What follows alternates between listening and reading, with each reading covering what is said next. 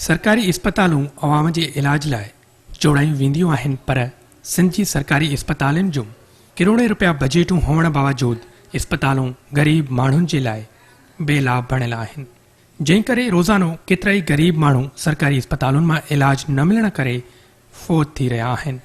पर सिहत खातो अघूर निंड सुतल आहे। कंडियारे जी तालका अस्पताल अनेक मसइलनि जो गढ़ बणियल आहे। हिन अस्पताल जी इमारत त आलीशान जुड़ाई वई आहे, पर अस्पताल में इलाज लाइ ईंदड़ मरीज़नि खे टके जो बि रिलीफ नथो मिले। हीउ अस्पताल क़ौमी शहरा ते वाक़िअ आहे, जंहिं करे रोड हादसा बि रोज़ पेश अचनि था। पर जॾहिं रोड हादसे जे ज़ख़्मियुनि खे अस्पताल आंदो वञे थो, उन ज़ख़्मियुनि खे सुठो इलाज ॾियण बदिरां नाले मातिर मरहम पटी करे नवाब शाह, हैदराबाद या कराचीअ जी वॾी अस्पतालुनि ॾांहुं मुंतक़िल कयो वञे थो, जंहिं करे केतिरा ई ज़ख़्मी रस्ते में ज़ख़्मनि जा सूर न सहंदे फ़ौत थी वञनि था। तालका अस्पताल जो दिलि वारो वार्ड ऐं ऑपरेशन थिएटर केतिरे ई वक़्त खां गैर फ़ाल बणियल आहिनि। अस्पताल जी चौदीवारी किरियल आहे, जंहिं करे अस्पताल गैर महफ़ूज़ बणियल आहे। अस्पताल में जानवर घुमंदे नज़र ईंदा रहनि था। अस्पताल जे वार्डनि जे पोयां गंदो पाणी तलान जी सूरत में बीठल रहे थो। अस्पताल में सफ़ाईअ जो निज़ाम पिणु नाक़िस आहे। उन सां गॾोगॾु ईंदड़ मरीज़नि लाइ पीअण जे पाणीअ जी बि सहूलियत न आहे। तालका अस्पताल जे मसइलनि जे हल लाइ मुख़्तलिफ़ वक़्तनि ते नौजवान इतिहाद कंडियारो समेत मुख़्तलिफ़ सियासी समाजी तंज़ीमुनि जे अॻुवाणनि एहतजाज पिणु कया ऐं ताज़ो ई समाजी अॻुवाण नईम ॾाहिराज पारां Sindh high court Sukkur bench में पिटीशन पिणु दाख़िल कराई वई आहे, पर अञा ताईं अस्पताल जा मसइला हल न थी सघिया आहिनि। नौजवान इतिहाद कंडियारो जे अॻुवाणनि ऐं शहरियुनि टाउन कमेटी खां एहतजाजी रैली कढी अस्पताल जे मुख्य दरवाज़े अॻियां निटड़ उस में धरणो हयो। अॻुवाणनि जो चवणो त तालका अस्पताल अवाम लाइ बेलाभ बणियल आहे। अस्पताल में ईंदड़ मरीज़नि खे रिलीफ नथो मिले। 15 एकड़ में मुश्तमिल है। हितां जी बिल्डिंग ॾिसी जेको ॿाहिरों माण्हू ईंदो हैरान रहिजी वेंदो, चवंदो हीअ त वॾी अस्पताल आहे, पर जॾहिं अंदरि गिणंदो सिरिंज बि न मिलंदी। सिरिंज छा, पर कुते जी नाग जी का सुई न मिलंदी। हिते ग़रीब आवाम ॾाढो परेशान आहे, तमामु घणो परेशान आहे। कॾहिं तव्हां ईअं न ॾिठो हूंदो कि MS जो या के हेल्थ ऑफिसर जो, डिस्ट्रिक्ट ऑफिसर जो को कॾहिं तेल बंदि थियो हुजे, जे हुनजो हिकिड़े ॾींहुं तेल रुगो बंदि थिए, हिकिड़ो माण्हू गाॾी में कार में वेंदो आहे त ड्यूटी न कंदो आहे। हिते एम्बुलेंस पूरे तालके जे लाइ न आहे साईं। हिकिड़ी एम्बुलेंस रुगो खपे जेको पूरे के गरीब माण्हू जो लाभ हुजे, पर उहा बि न आहे। हिते का बि सहूलियत न आहे। बराए महिरबानी निटण उस में नौजवान इत्तेहाद जा दोस्त एहतजाज करे रहिया आहिनि, सिर्फ़ु इन लाइ त गरीब आवाम जो भलो थिए ऐं हक़ी ऐं बुनियादी सहूलियतूं मिलनि हेल्थ जे हवाले सां। एहतजाज जे सिलसिले में हिते गॾु थिया आहियूं। तालका अस्पताल कंडियारो जो मसइलो आहे। तव्हां दोस्तनि खे ॿुधाईंदो हलां त असीं जंहिं बि रियासत ऐं हुकूमत जा शहरी आहियूं, उन रियासत जी मौज़िब रियासतुनि जी इहा ज़िमेदारी हुजे थी हुकूमत जी त पंहिंजे शहरनि खे तालीम, रोज़गार समेत सिहत जूं बुनियादी ज़रूरतूं मुहैया कनि।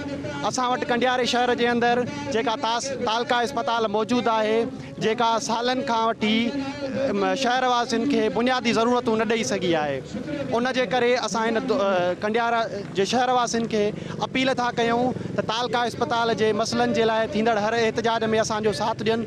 उन खां अलावा मूंखे त सम्झ में ॻाल्हि नथी अचे त हुकूमत खां कहिड़ी उमेद कयां त उहे असांजे सिहत जे खाते खे बहितर बणाइनि। छाकाणि जो ॿुधण में अचे थो त IHS जेको हेल्थ मिनिस्टर जो NGO जो नॉन गवर्नमेंटल ऑर्गेनाइज़ेशन खातो आहे, उन जे मातहत सरकारी इदारा हलाया वञनि था।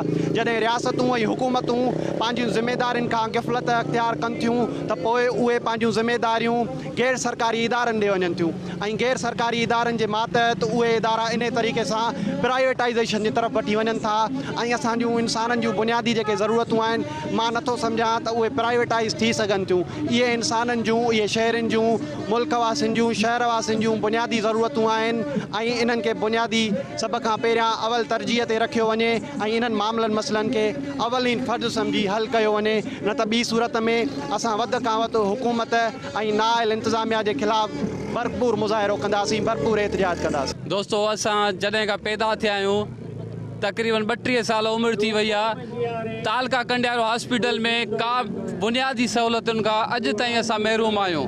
न को हिते ऑपरेशन थिएटर आहे, न को वॾो सर्जन थो अचे, न को असांखे अखियुनि जो डॉक्टर, को वार्ड अखियुनि जो कोन्हे हिते, को दिलि जो वार्ड, ट्रामा सेंटर बहाल न आहे अॼु ताईं।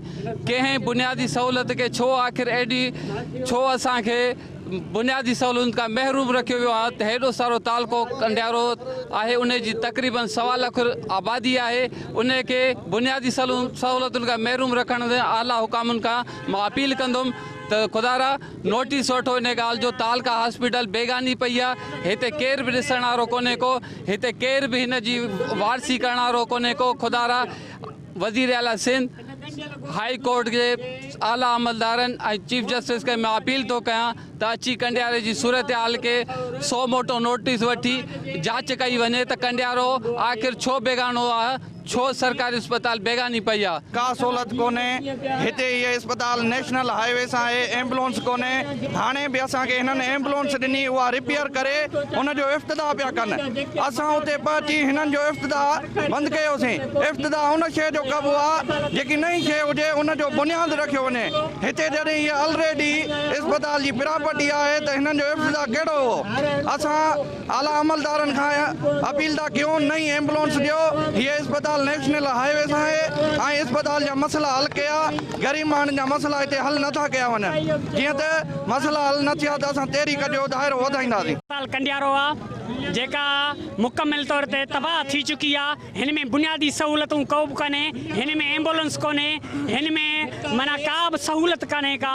दोस्त असां CM सिंध ऐं वज़ीर आला सिंध खे इहा गुज़ारिश था कयूं, वज़ीर एज़म पाकिस्तान खे बि इहा गुज़ारिश था कयूं त हिन तालका अस्पताल कंडियारो जा मसला हल कया वञनि। सिंध जे वॾे वज़ीर सैयद मुराद अली शाह ऐं सिहत खाते समेत ॿियनि लाॻापियल इख़्तियारनि खे घुर्जे त तालका अस्पताल कंडियारो में सहूलियतुनि जी खोट जो फौरी तौर नोटिस वठी अस्पताल जा मसइला हंगामी बुनियादनि ते हल करे त जीअं हितां जी अवाम खे इलाज जूं बहितर सहूलियतूं मुहैया थी सघनि।